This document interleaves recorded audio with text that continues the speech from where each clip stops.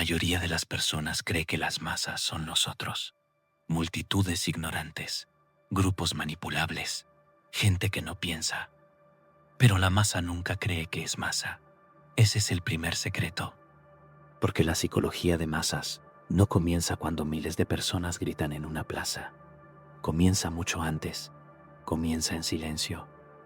Comienza dentro de la mente individual, en el momento exacto en que un pensamiento deja de ser tuyo y empieza a ser contagioso.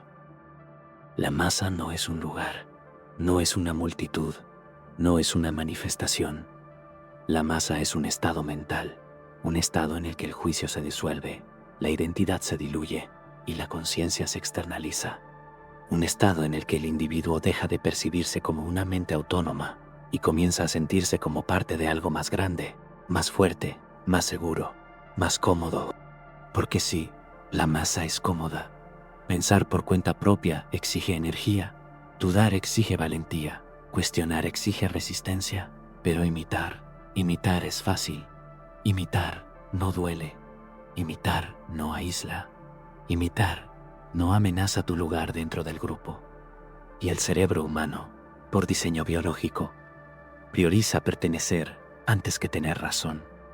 Durante miles de años, quedar fuera del grupo significaba muerte. El individuo aislado no sobrevivía, no cazaba, no se defendía, no se reproducía. Así que la evolución hizo algo brillante y peligroso al mismo tiempo. Convirtió la aprobación social en una recompensa química. Cada vez que encajas, tu cerebro te premia. Cada vez que coincides, te tranquiliza. Cada vez que repites lo que otros dicen, te protege. No porque sea verdad, sino porque es seguro. Y ahí comienza el fenómeno. La masa no necesita cadenas, necesita validación mutua. Cuando suficientes personas creen algo, el cerebro interpreta esa coincidencia como evidencia. No importa si la idea es absurda, no importa si es falsa, no importa si es destructiva. Lo único que importa es la cantidad de personas que parecen aceptarla. La mayoría no es una prueba de verdad, es una prueba de repetición. Pero la mente humana está programada para confundir ambas cosas. Si ves a una persona mirando al cielo, no pasa nada. Si ves a 100 personas mirando al cielo, tú también miras. No porque sepas qué ocurre, sino porque asumes que algo debe estar ocurriendo. Ese impulso automático se llama contagio social y es uno de los mecanismos más poderosos jamás incrustados en la arquitectura humana. El contagio social significa que las emociones, ideas y comportamientos se transmiten entre individuos como si fueran virus invisibles. No necesitas entender una emoción para sentirla. No necesitas analizar una reacción para adoptarla. Solo necesitas exposición. Una persona grita, otra se altera, otra corre, y en cuestión de segundos, nadie sabe por qué corre, pero todos corren.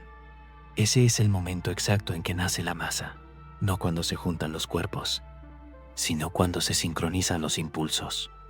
La masa no piensa, reacciona, y una mente que reacciona no cuestiona. Una mente que no cuestiona no filtra, y una mente que no filtra puede ser dirigida.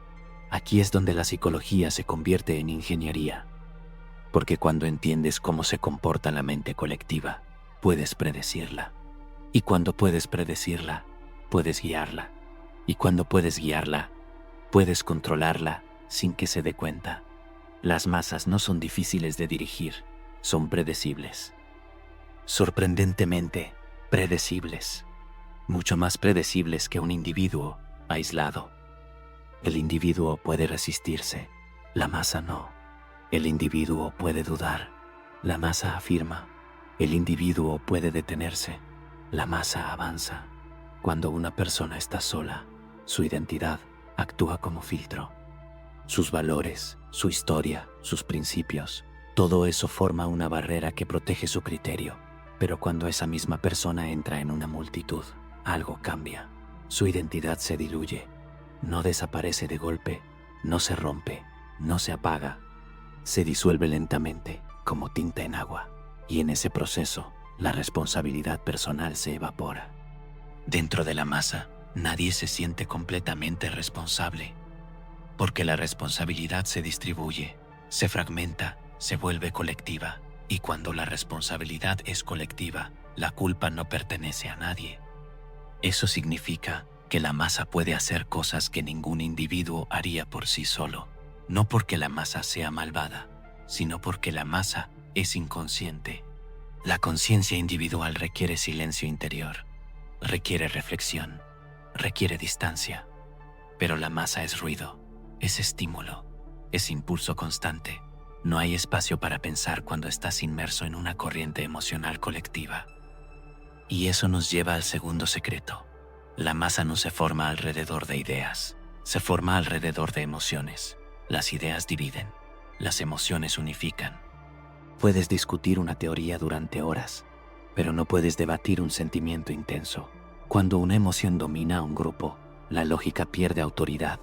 Y cuando la lógica pierde autoridad, quien controle la emoción controla la dirección.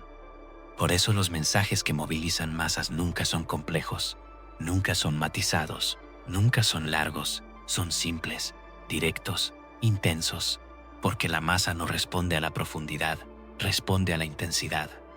No importa si algo es cierto, importa si algo se siente cierto. Y esa diferencia es el punto exacto donde la psicología de masa se vuelve peligrosa, porque una emoción convincente puede derrotar a un argumento verdadero. Un eslogan puede aplastar un análisis, una consigna puede sustituir a una reflexión. Cuando eso ocurre, la mente ya no está procesando información, está amplificando estímulos, y una mente que amplifica estímulos puede ser programada. A lo largo de la historia, quienes han entendido esto han poseído una ventaja invisible sobre quienes no.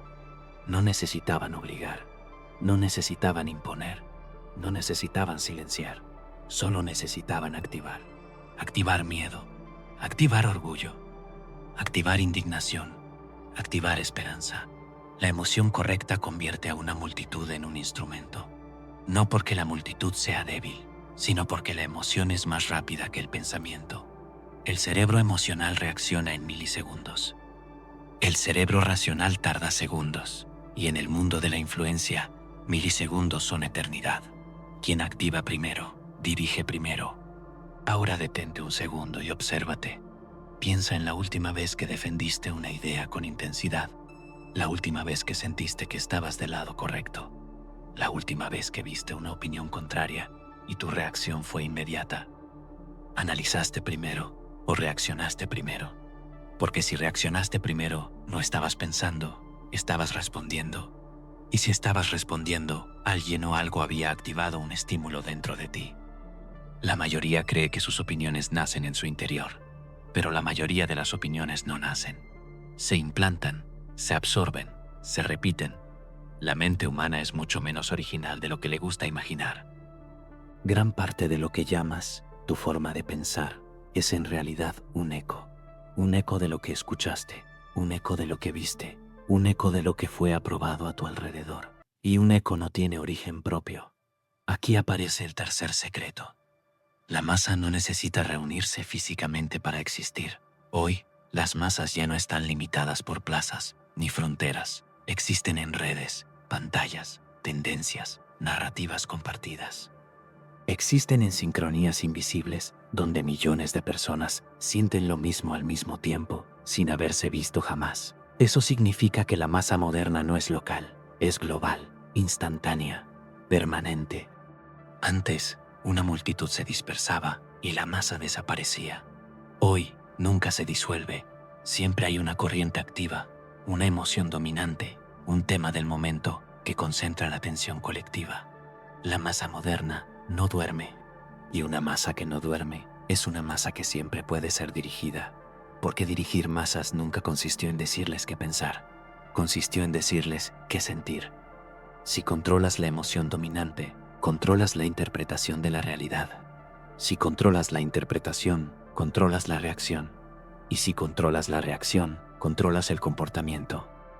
Así funciona la psicología de masas. No es magia, no es conspiración, no es teoría, es mecánica mental. La mayoría de las personas imagina que es difícil influir en millones, pero la verdad es exactamente la contraria. Es más fácil influir en millones que en uno solo, porque el individuo cuestiona, la masa replica, Un individuo puede resistirse a una idea. Una masa solo necesita ver que otros la aceptan para adoptarla. La validación social es el combustible de la mente colectiva.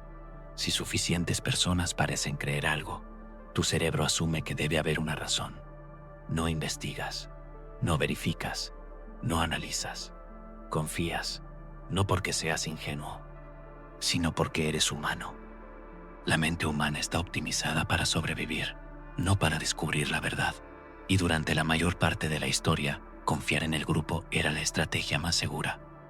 El problema es que los mecanismos biológicos que nos protegieron en el pasado pueden manipularnos en el presente. Tu cerebro sigue usando reglas antiguas en un entorno que ya no es antiguo.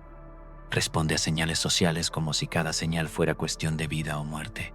Reacciona a aprobación y rechazo como si fueran amenazas físicas. Interpreta popularidad como credibilidad. Interpreta repetición como evidencia.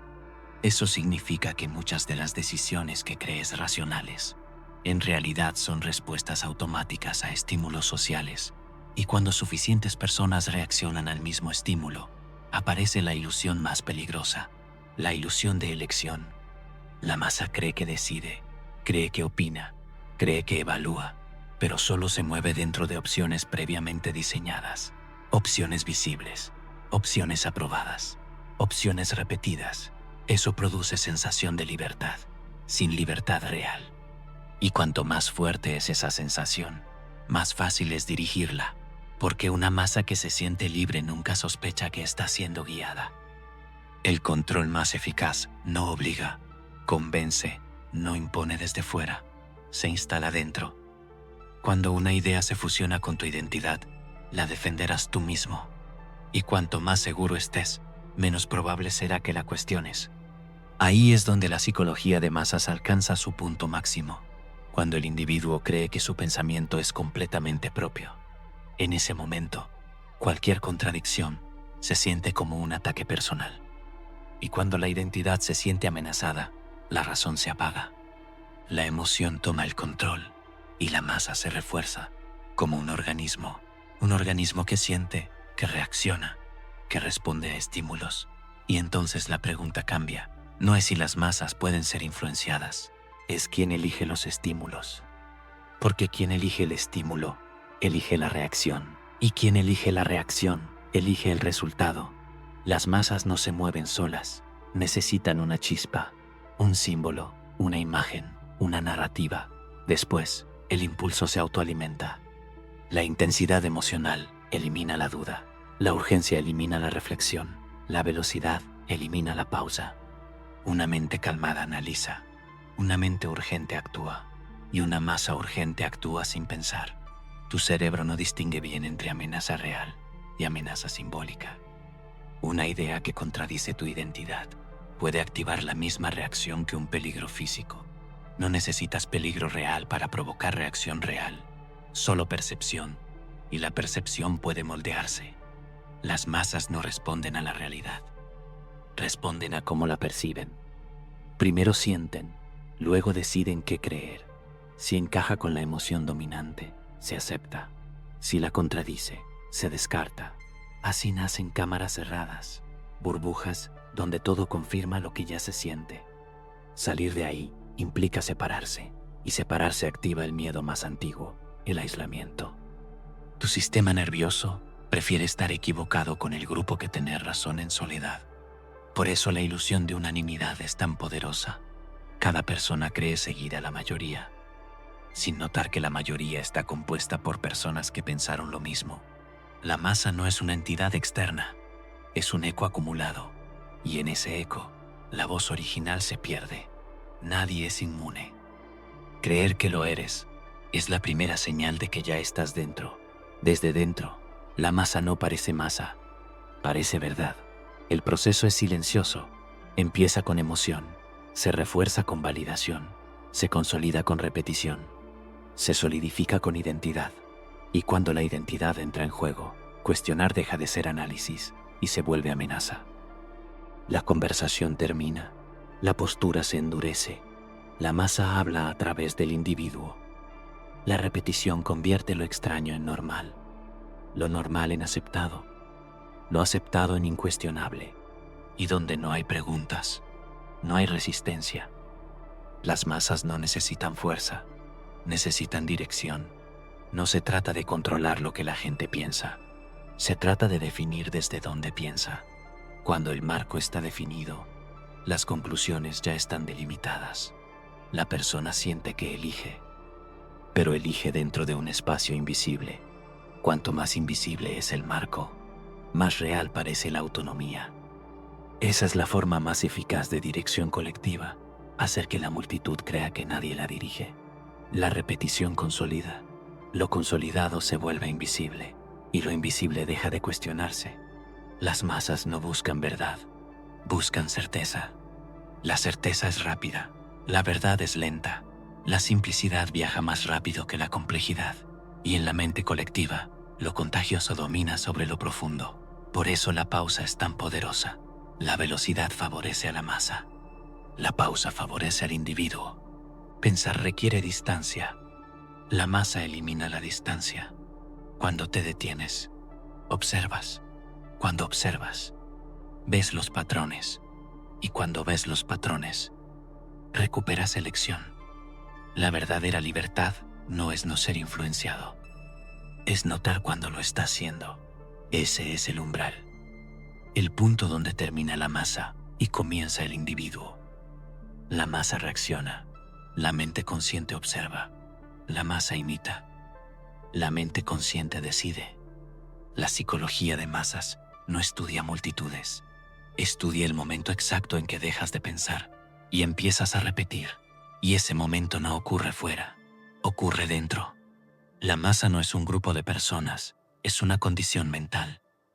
Y cuando aparezca, porque aparecerá, la única pregunta real será, ¿la seguirás o la verás? Verlas cambia todo, porque después de ver, ya no puedes fingir que no sabes.